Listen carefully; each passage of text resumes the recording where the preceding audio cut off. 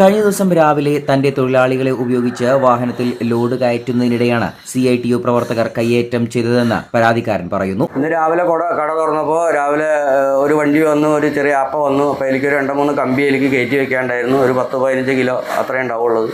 അത് എനിക്ക് കയറ്റി വെക്കുമ്പോൾ CITക്കാർ വന്നിട്ട് സമരപന്തലിൽ എല്ലാവരും കൂടി വന്നിട്ട് അവിടെ തടഞ്ഞ്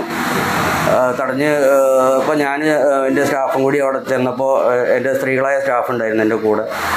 അവരതിനെ തെറി പറഞ്ഞു, എന്നെ പിടിച്ച് തള്ളി, എന്നെ ഇവിടെ ജീവിക്കാൻ സമ്മതിക്കില്ല, എല്ലാം അടിച്ചു പൊളിക്കും എന്നുള്ള രീതിയിലൊക്കെയാണ് കമൻ്റ് ഉണ്ടായിരുന്നത്. പിന്നെ സ്ത്രീകളെ വേണ്ടാത്ത ഒരുപാട് തെറികൾ പറഞ്ഞവർ. അതേസമയം കാർഡ് ഇല്ലാത്ത തൊഴിലാളികളെ ഉപയോഗിച്ച് ലോഡ് കയറ്റുന്നത് തടയുക മാത്രമാണ് ചെയ്തതെന്ന് CITU പ്രവർത്തകർ അറിയിച്ചു. കുളപ്പള്ളിയിലെ പ്രകാശ് സ്റ്റീൽസ് ആൻഡ് സിമന്റ്സിൽ കയറ്റിറക്ക് യന്ത്രം കൊണ്ടുവന്നതിനാൽ തൊഴിൽ നഷ്ടപ്പെടുന്നുവെന്ന് ആരോപിച്ച് പ്രകാശ് സ്റ്റീൽസ് ആൻഡ് സിമന്റ്സ് എന്ന സ്ഥാപനത്തിന് മുൻപിൽ CITU കുടിൽ കെട്ടി സമരം നടത്തുകയാണ്. ഈ സ്ഥാപനത്തിൽ കയറ്റിറക്ക് നടത്തേണ്ടതുള്ളൂ എന്ന് അവിടെ രേഖപ്പെടുത്തിയിട്ടുണ്ട്. ആ തീരുമാനത്തിനനുസരിച്ചിട്ട് ഒരു ലെറ്റർ ഈ തൊഴിലുടമയ്ക്ക്, പ്രകാശ് സ്റ്റീലിൻ്റെ തൊഴിലുടമയ്ക്ക് കൊടുക്കാമെന്ന് പറഞ്ഞിട്ടുണ്ട്.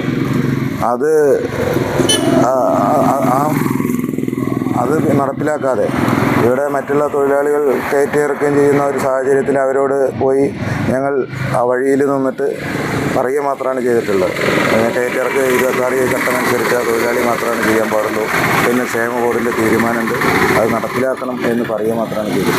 3 മാസം മുൻപായിരുന്നു കയറ്റിറക്ക് യന്ത്രം എത്തിച്ചത്. യന്ത്രം കൊണ്ടുവന്നതോടെ തൊഴിലാളികൾക്ക് തൊഴിൽ നഷ്ടമുണ്ടാകുമെന്ന ചർച്ച CITUവിൽ നിന്ന് ഉയർന്നു വന്നു. എന്നാൽ 2 പേർക്ക് മാത്രമേ തൊഴിൽ നൽകാൻ കഴിയൂ എന്ന് ഉടമ അറിയിച്ചു. 4 പേർക്കെങ്കിലും തൊഴിൽ നൽകണമെന്ന നിലപാടിലായിരുന്നു CITU. പിന്നീട് 2 പേർക്ക് തൊഴിൽ നൽകണമെന്ന ആവശ്യത്തിലേക്ക് CITU എത്തി. അപ്പോഴേക്കും വിഷയം ഹൈക്കോടതിയിലേക്ക് എത്തിയിരുന്നു. തുടർന്ന് ഉടമയ്ക്ക് അനുകൂലമായി വിധിയുണ്ടായി. 2 പേർക്കെങ്കിലും തൊഴിൽ നൽകാതെ യന്ത്രം പ്രവർത്തിപ്പിക്കാൻ അനുവദിക്കില്ലെന്നാണ് CITUവിന്റെ നിലപാട്.